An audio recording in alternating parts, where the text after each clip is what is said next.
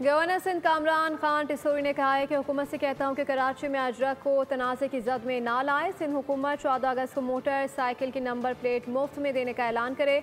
Governor Sindh ने यौम आज़ादी से मुतालिक बाइक रैली की क़यादत की। उन्होंने फारूक सत्तार को पीछे बिठाकर खुद भी मोटरसाइकिल चलाई।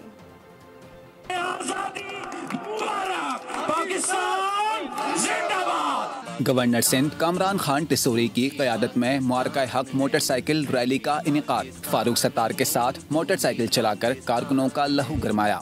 गवर्नर सिंध कामरान टिसोरी ने बाइक रैली से खिताब में कहा, सिंध हुकूमत जश्न आज़ादी पर अजरक वाली नंबर प्लेट मुफ्त देने का ऐलान करे।